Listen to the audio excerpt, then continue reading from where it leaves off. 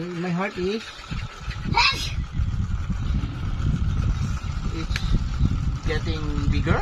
Yeah. Why? Because you're loving your family.